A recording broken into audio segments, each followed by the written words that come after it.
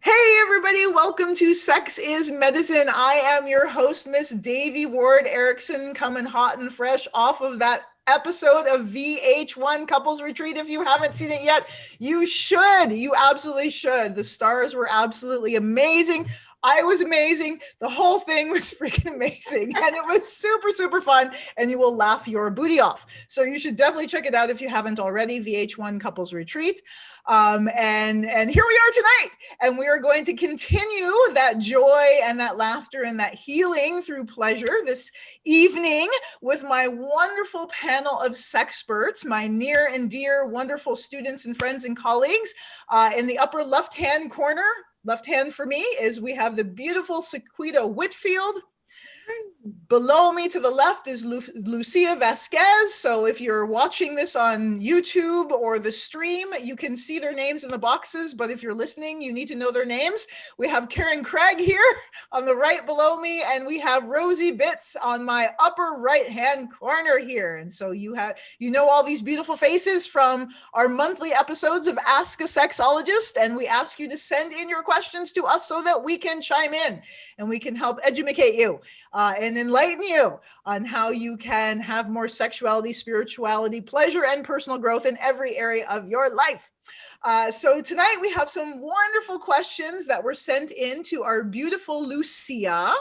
And so we're going to start with those. I'm going to read the question and we're all going to chime in and answer them for you. Okay, so this is from an anonymous cisgender male. Cisgender, for those of you who don't know, means that their gender identity and their sexual anatomy are in the same. I was going to say synchronic, but that's not correct. They are congruent. That's what I was looking for. That is what it is. So cisgender male, how can I have long and strong erections? I get erections and I can orgasm, but I want to have harder erections. I feel ya. Also, sometimes when I'm with my woman, my penis just flops around and won't glide smoothly in and out when I'm having sex with a woman. Yes, that's a thing. That's an issue. I want to learn how to glide back and forth and deep inside a woman so I can give her and myself maximum pleasure. I really desire this. So how can I have longer and stronger erections? Thank you for that question. Who would like to start? Which one of our experts wants to take that one on? Yeah, I can jump in. Lucia. Lucia's on the mic. Yeah, there's a lot of things that can be addressed here, but one of them is just educating yourself more about the male sexual anatomy, right? So the lingam anatomy, and where exactly are your pleasure zones at? How many organs can you have, and where and why?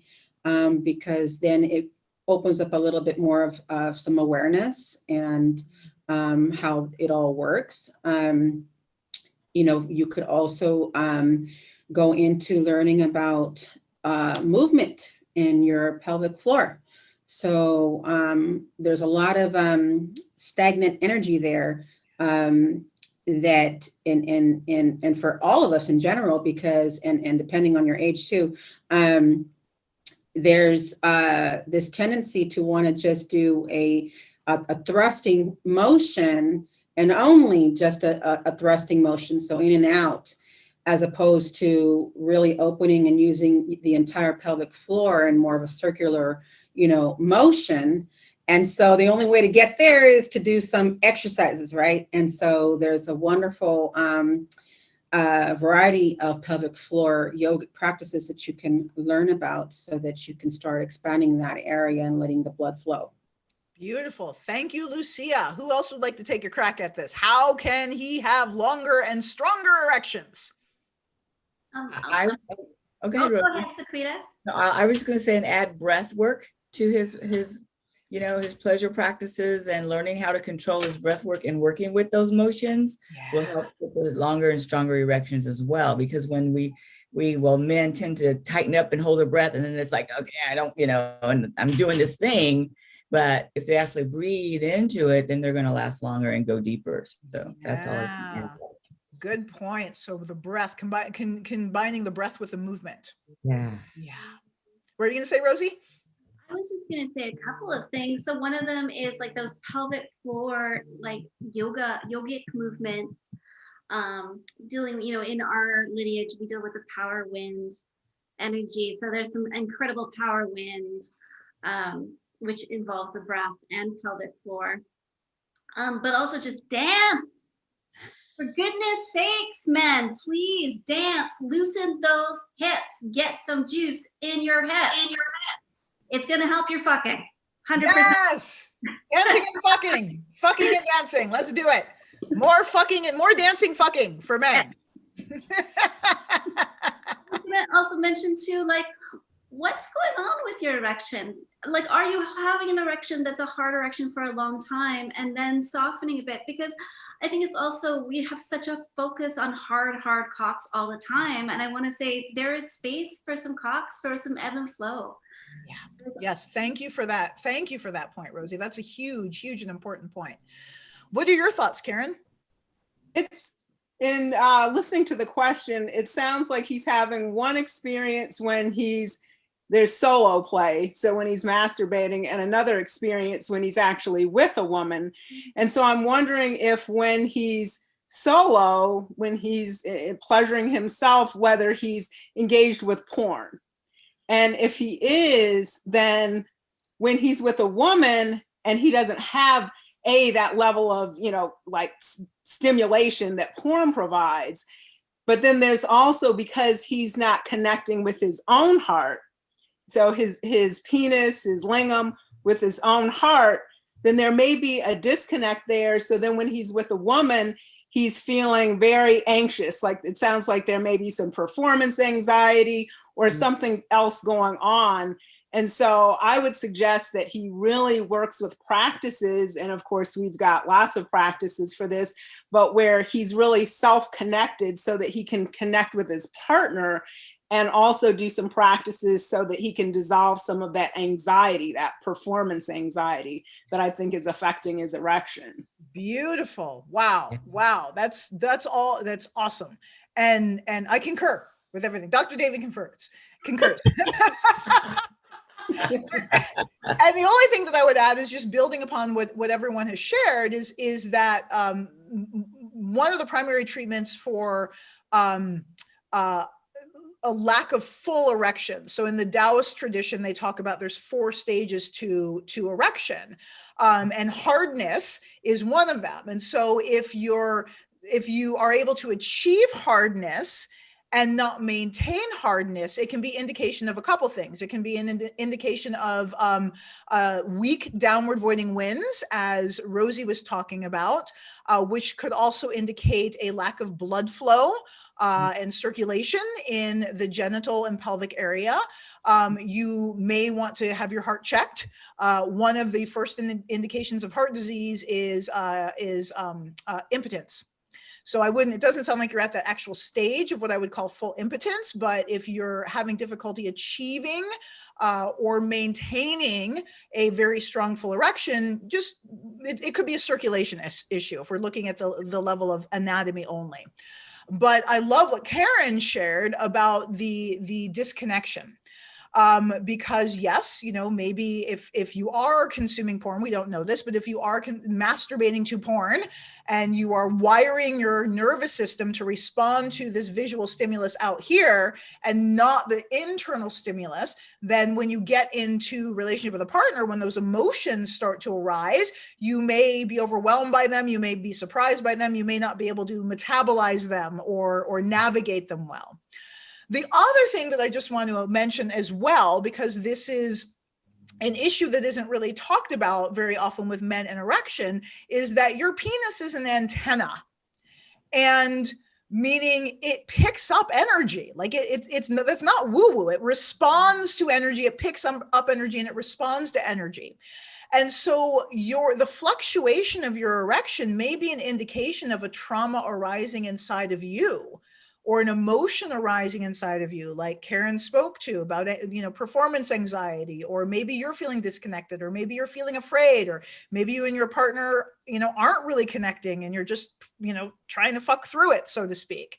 So your erection is a really wonderful red flag, so to speak, to point you to the fact that there may be something deeper going on under the surface to address. So whether that deeper thing is emotionally, psychologically, or anatomically, or physiologically, I guess I should say, pay attention, essentially. So that's what we can share with you on that. Those are our thoughts. And if you want to, highly recommend that you kind of like work with a coach to kind of figure out what's actually going on under the hood. And then once we understand what the root cause is, then we can apply medicine to address it and correct it. Yeah.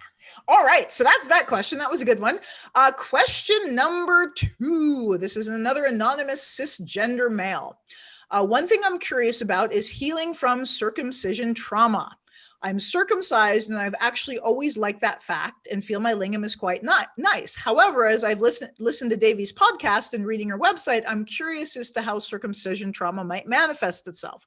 What does that look like? I'm totally new with Tantra, but I'm super curious, and thank you for taking the time to share your thoughts. So thank you, Lucia, for sending us this one again. This is very, very juicy. So what are your thoughts on healing from circumcision trauma? It sounds like he's really, wanting to understand what that could look like, how that may be impacting him without being aware of it. Who wants to tackle that one first? Go ahead, Karen. You can go ahead. Okay. I haven't had someone that I know that was circumcised late in life as a male adult. So there's scar tissue there. There's a lot of numbness. So what I would recommend is just to be kind with oneself first, and 2, to really, when they're doing cultivating self-pleasure or they're doing a lingam massage, to not trip, for lack of a better word, on that fact that it's numb, that they cut nerves, they did damage, and so just to work around the corona rim, to work around that scar tissue where it's right on the frenulum there, and it's very pronounced, it's very painful, and just to work up and down the shaft, because of that trauma, then most of the shaft is numb as well. Yeah. So that's all I could offer at this moment. I'm sure something else come to my mind, but just be gentle with self. Beautiful. Yeah. Thank you. I love what Sequita noted. And so she was referring to somebody who's had relatively recent surgery, relatively recent circumcision, but even men who were circumcised as infants still have nerve damage, still have, had surgical removal of a whole part of their body, of their anatomy, of their lingam. And so there can be both physical issues, so numbness, physical numbness, but then there's also an emotional trauma that most men don't remember. Like, for the gentleman you're referring to, he probably remembers some of that trauma, but when they're younger, when in infancy and pre-verbal, they don't remember the trauma, but their body remembers the trauma. So their lingam remembers the trauma. And so what we work with is a somatic modality. So working in and through the body using breath, touch, and awareness. So, as, some of the practices that you referred to, Sequita, really can help with that, because you're bringing awareness to, like, for the man or the lingam owner, like, what am I really feeling? Am I feeling numbness? Am I feeling pain? Am I feeling irritation? Because sometimes, when it's just that, quick and quiet kind of masturbation, there's really not enough connection. It's just like, let me get to that orgasm, let me get to that ejaculation, without really being aware that, at the coronal rim, at the frenulum and the shaft, all these different places, okay, there's some numbness here. There's some things that I'm not feeling. And sometimes lingam owners actually use a woman's vagina as the mucous membrane that was removed. Yeah. So, you know, Yeah. they don't even recognize, like, Lucia referred to that kind of, you know, in out, that friction based sex. Some of that is to create arousal that's not there because the foreskin was removed. Yeah, it's often referred to by experts as amputation. Ooh. And I really like that because that really makes us aware of like what it is. Like circumcision is so normalized in our culture, but what it is, it's a penile amputation. The foreskin is an organ. It's an organ. Right. Right. Well, I think it's interesting because it has, like, you have that scar tissue and the numbness, but it can also lead to premature ejaculation because you've got the glands exposed all the time, right? Yep. So, you know, being able to slow that sensation down, which that foreskin helps with, right? It is also, so that can also be a continual problem. Yes. And I think, you know, those infants, they must from that moment have a removal between heart and cock. Absolutely. Yeah. Right. That has to be dissected because suddenly, you know, they experience this extreme pain, extreme trauma within, you know, usually the first day or a couple of days of their life, and from in their genital area, which means their genital area is no longer safe. So that's imprinted from that first, maybe for the first day. Yeah. And the studies have shown, the studies on infant brains, so being circumcised within 5 days of being born, the studies have shown damage to the limbic system, which is your emotional brain. So it's your ability to regulate your emotions, but also even feel your emotions. And so I find it so interesting that one of the biggest complaints about heterosexual cisgender men in the Western culture, which is the highest, you know, whatever performer of circumcision, penile amputation, is that men aren't connected to their emotions. Well, that's because their brains have been damaged from, you know, infant circumcision. And there's a new book that just came out that Oprah's promoting about, I think it's called What Happened to You? And it's studies that show that trauma, shock trauma to the body, which is what circumcision is. It's a shock trauma that happen between 0 and 2 months are the most devastating and are irreparable, essentially. And so some of the symptoms that you may experience are not necessarily physiological, because your brain, when you're circumcised as an infant, your brain is still forming. And your brain hasn't actually like made the neural receptor pathways between your foreskin and your brain. So like it, you know, it hasn't learned to inhabit that area of your body, and it hasn't learned how to feel it. So it's like, you know, if being circumcised as an adult, someone was just explaining this to me. So it'd be like when you're circumcised as an adult, your brain has already developed the receptors to interpret sensation through that organ. So it'd be similar to like if you have your arm cut off as an adult, your brain understands, oh, I used to have an arm there. And so that's where you get phantom pains there, right? And so someone who's circumcised as an adult may have phantom sensation, right? Because the brain has experienced what it's like to be there. When you're circumcised as an infant, it would be like having your left arm cut off as an infant. You've never experienced what it's like to live with a left arm.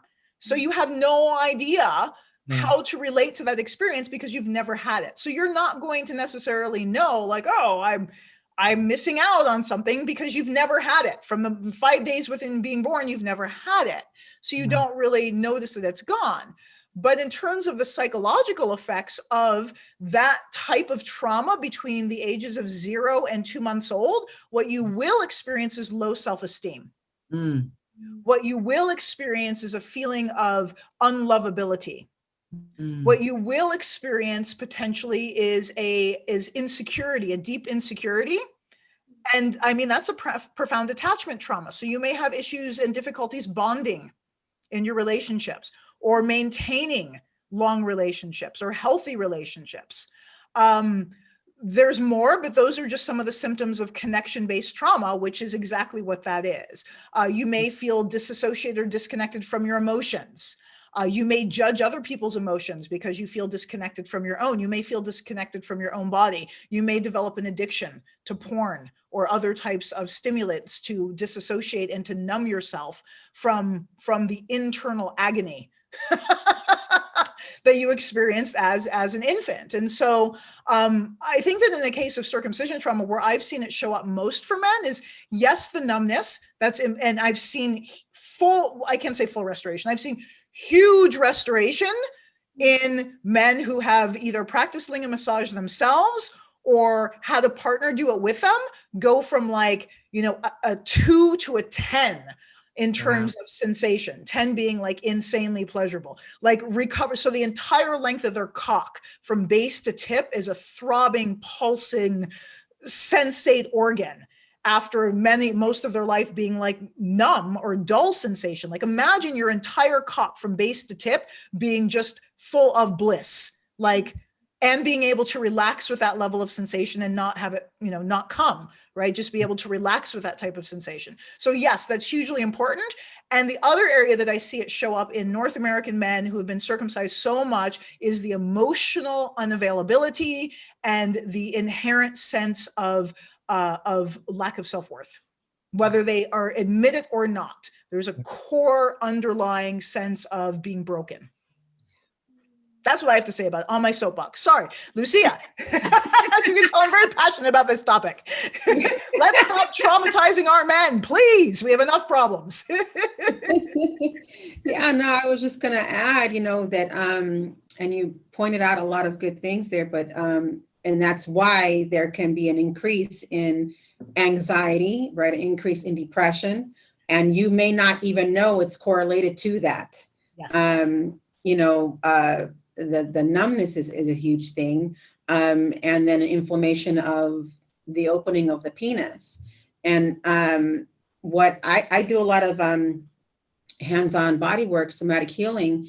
And when it comes to those who are circumcised, there's this, and what can happen in some of the procedures for some people is that too much of the skin is perhaps removed. And when that is happening, when you are now becoming erect and you're trying to have your orgasm, you're climaxing here and you're becoming erect, just like women go through an engorgement process, men also go through an engorgement process. And normally where the skin would be there when the male is becoming engorged and that blood is flowing, it now does not have enough skin there to be fully engorged. And that's where your sensitivity is going to start happening and taking place. And so the lingam massage is a really, really, really great way to learn about how to get through some of these obstacles on a deeper level and learning about the pressure, right? And because these are things that we don't take into consideration. With males, you don't take into consideration that could be a difference in your pleasure depending on the amount of pressure you're actually using.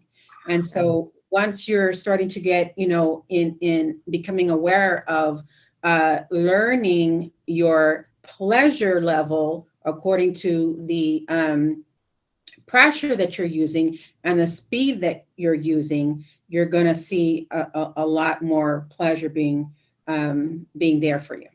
Wow. Yeah. Beautiful point, Lucia. Yeah, it's beautiful. I just wanted to add one thing that there was a former client that was circumcised later in life. They left the foreskin. It was a medical procedure that had to be done. So, so they did a type of circumcision where they removed excess penile tissue. Yeah, and left the foreskin. So I meant to mention that earlier. So the trauma even goes deeper, and all those things you talked about, low self-esteem, comparing yourself to other guys. It's like, yeah, it's big, it's deep. Yeah. It's unnecessary trauma. Yeah, totally. I mean, there's no trauma that's necessary, but I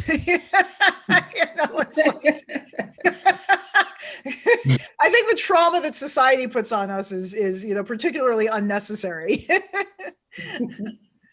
Okay, so next question again from lovely Lucia. Lucia gets some awesome questions, so thank you guys for sending them in to us through her.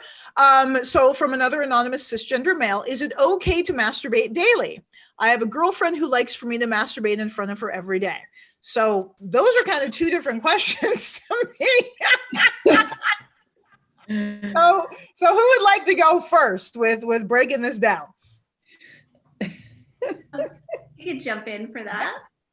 So your girlfriend wants you to masturbate daily. Yes, check. Beautiful, amazing. A great way for you guys to connect and feel sexy with each other. I love that. I'm all for that. And I think what could become the issue is ejaculating daily. And it really depends on your age. If you're a 20-year-old guy, probably get away with ejaculating daily for your girlfriend, no problem. As you move on, you're going to want to pull that back because you're going to get pretty depleted, especially if you're ejaculating, you're masturbating daily for your girlfriend, and then you're maybe making love as well, or maybe you're going to masturbate just for your own pleasure at some point in time. You want to watch that ejaculation. So that's what I would say. The masturbation, yeah, go crazy, but watch the ejaculation. Start learning about semen retention, and then you're also going to feel super good masturbating every day as opposed to feeling depleted. Amen. Thank you, Sister Rosie. Who's next? Yeah, I'll jump in. I think that it definitely depends on your age as well as your your state of your health. Are you in a healthy state physically and emotionally?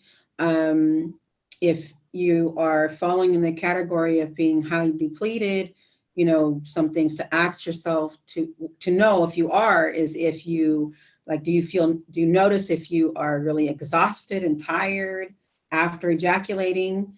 If you do, then that could be a sign that you need to take a break and just re-energize and regather your chi again.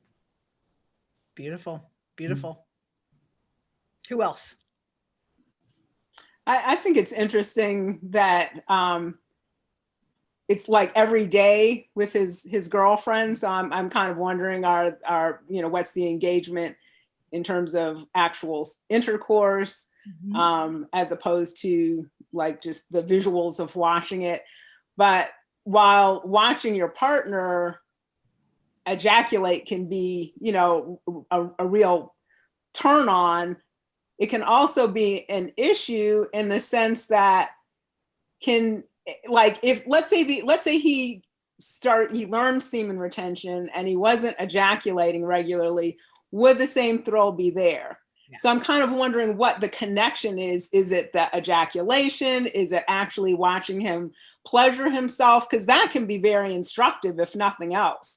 Yeah. Seeing how a man touches himself, it's like, oh, okay, I'm gonna have to remember that move.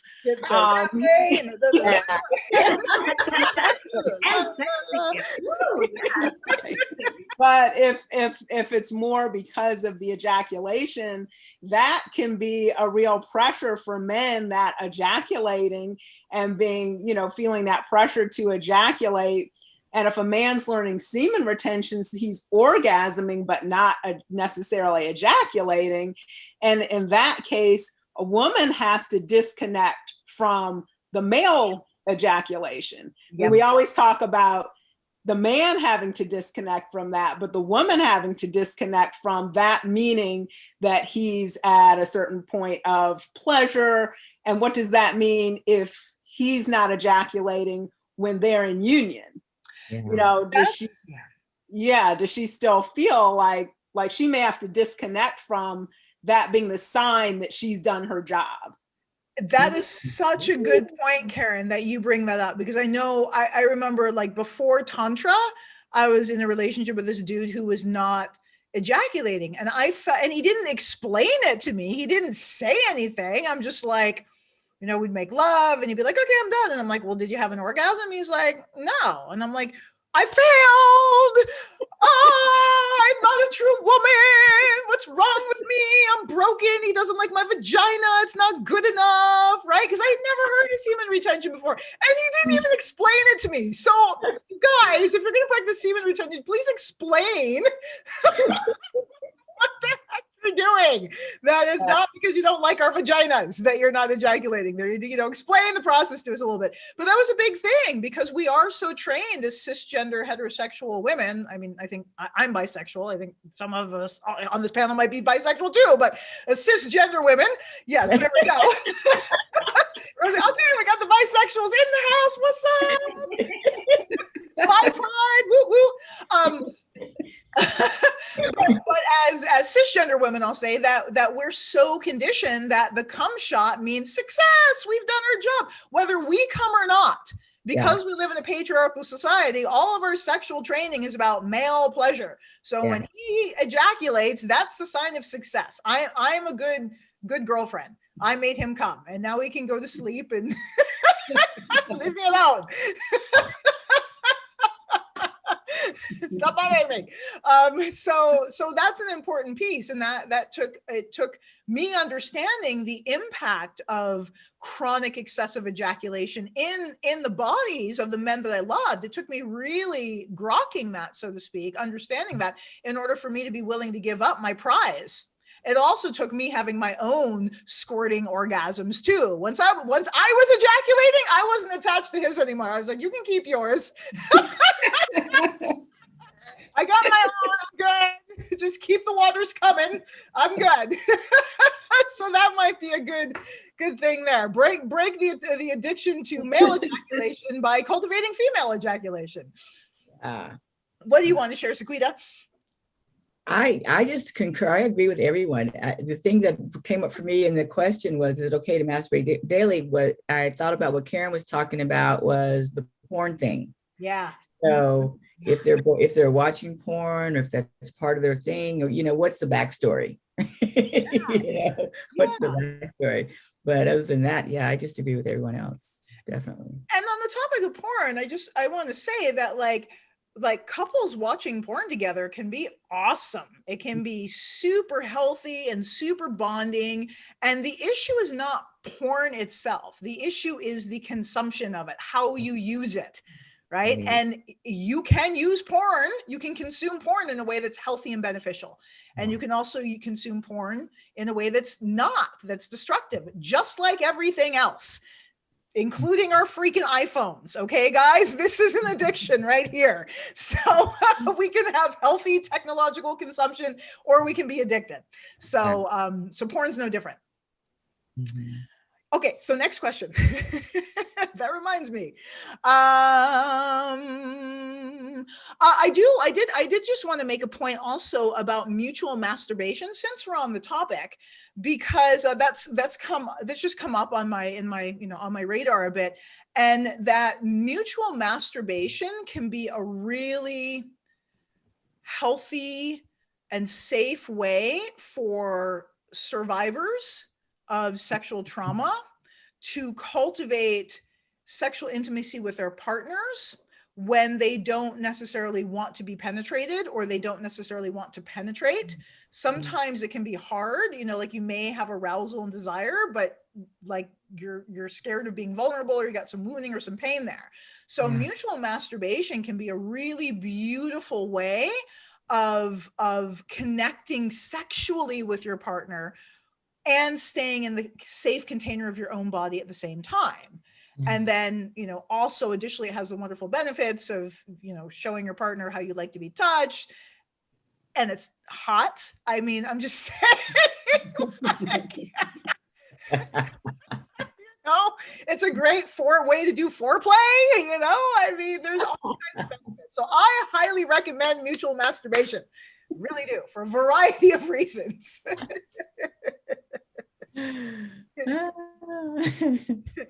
Okay, so then we have another one from Rosie Bits, and it is the quintessential question: does penis size matter? Every lingam owner, almost every lingam owner, wants to know, or has asked that question at one point or another. Does penis size matter? So what say you? Oracles. Oracles of sex. I say yes. You say yes. Okay. Tell us all about that, Karen. Tell us. So it really, the issue is compatibility. Yes. So women, I have, you know, because it's all internal, people can't see that women have different shapes, sizes, lengths, girths in terms of their vaginas. So a woman's vagina both expands and lengthens when she's aroused. But if you have a woman with a relatively like shallow or short vaginal canal and a man who's, you know, hung, I mean, she's feeling like her cervix is getting knocked around, which isn't necessarily comfortable. I know women who have born, you know, several children.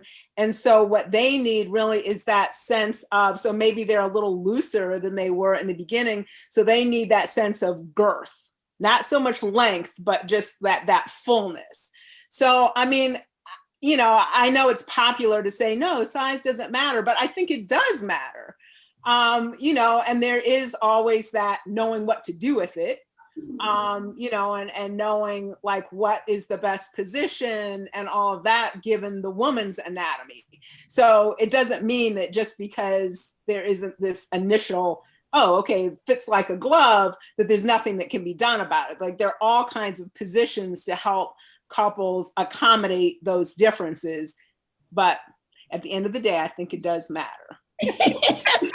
I appreciate your honesty, Karen, because I agree, and not for the reason that people think, right? Usually when people ask this question, it's like, does size matter? It's because they feel insecure because they think they're not big enough. But you bring a huge point of like, you can be too big. Exactly. Yeah. You can, you know, it can be painful if you got a little, you know, shorter yoni and you got a 12-inch lingam. That's not going to necessarily be fun, and it's not going to be fun for him if he can't achieve full penetration. So that could be a deal breaker for some people. Yeah.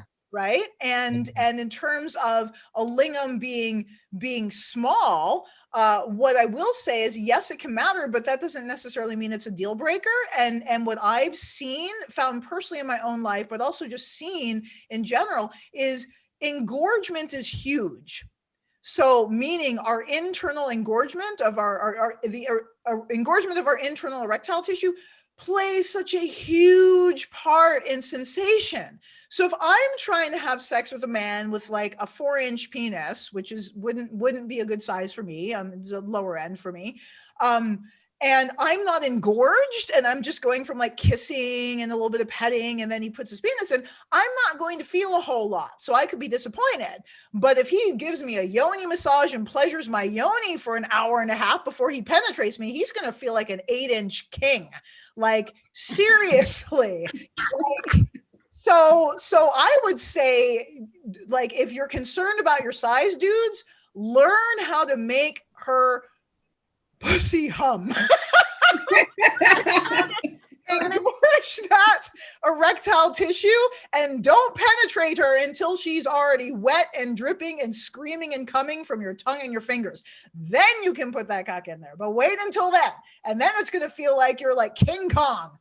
Well, and also like get your energy in your cock. Get energy in your cock, because that counts for a lot. Those of us who slept with women, I've experienced some big energetic cock energy from people who don't have penises. Yeah, thank you, Rosie. Hell yes. You don't have to have a penis to have big dick energy. I'm just saying. I'm with you, girl. We it can be a smaller penis, but you feel that energy, and it's amazing. I felt some energy come from a smaller penis that has made me like my eyes roll back in my head type pleasure. Whereas I've had some guys with, you know, very big penises who I'm like, you know, I might as well just be using a dildo right now. Yes. Yeah. Huge point, Rosie. Thank you for that. Yes, as I've said before, your cock is a tool for healing. Fill it with love. Oh, yeah. What do you guys think? What do you think, Lucia? You're over there cracking up. Yeah, a lot of things come to mind with this question here. I'm like, in my experience, I'm like, oh wow, yeah.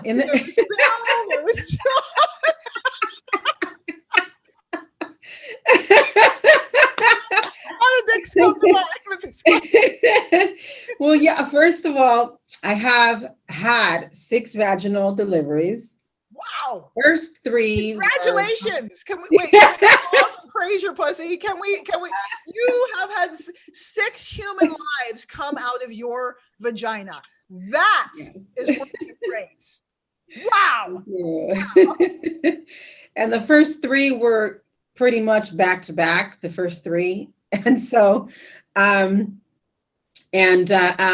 so relationship wise and intercourse wise, it did create a bit of an issue for me because I was not aware of the fact that now I knew that I felt a little bit more open, but I didn't know that there were exercises in place that you could do to strengthen back the pelvis back to where it should be and to strengthen up the muscles. I didn't know all that information. And so there was a time where I was definitely very sexually active with different partners.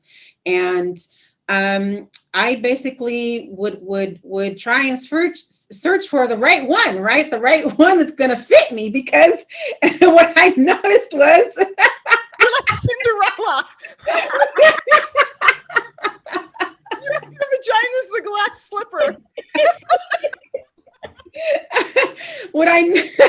What I noticed was it didn't matter so much the length of it, but what mattered was the width, so the thickness of the lingam.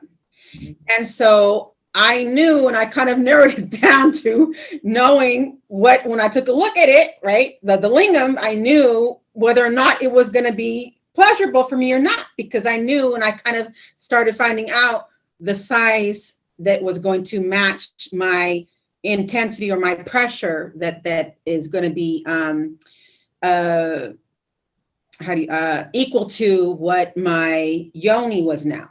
And so that's where it came down to me for. And also the fact that most men were not waiting until I was fully engorged was part of the issue. So they were not waiting because, again, there was no knowledge of, okay, I didn't know there was this engorgement process. So I didn't even know myself. And so I couldn't even guide them to say, hey, let's do some other stuff down here first.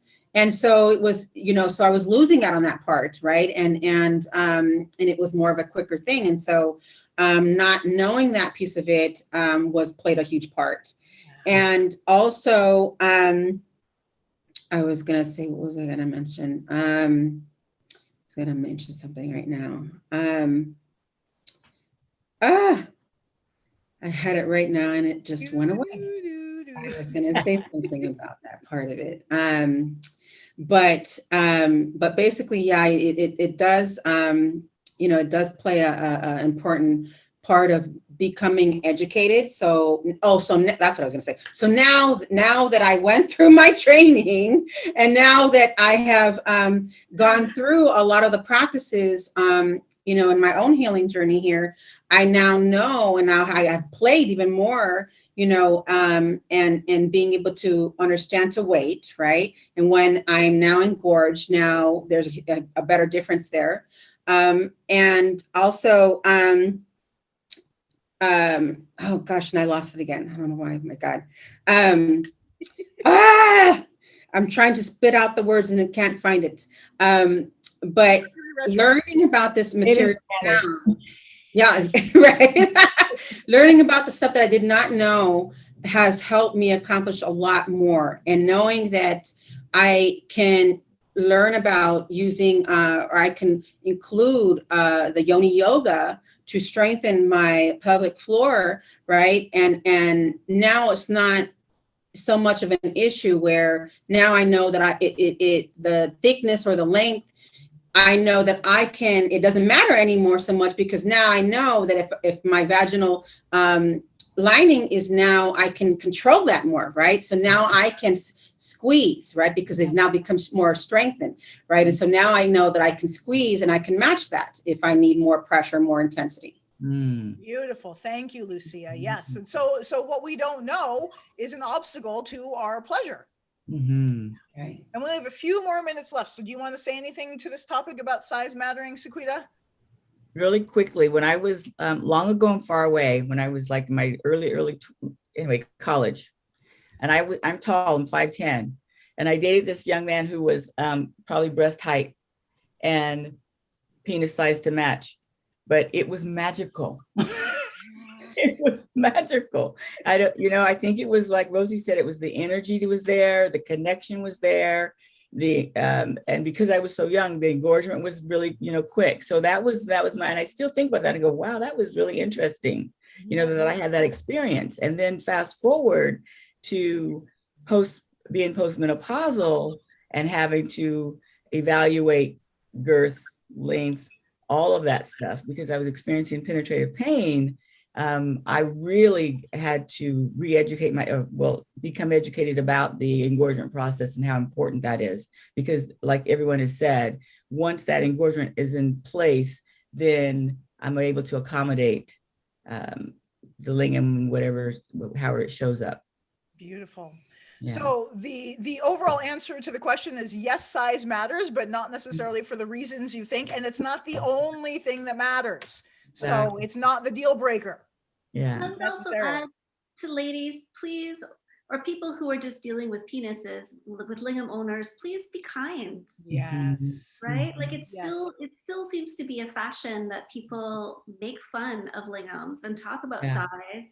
Yeah. And, it's not okay. It hurts them. We want their hearts and their cocks to be connected. We want that to be a through line. So be very kind when you're responding to seeing your partner's genitalia, or when you're talking to other people about it. Yeah. Exactly. No penis shaming, guys. No penis. No penis shaming. And I want to add one last thing. And all penises, no matter what size, guys, love oral. So don't worry.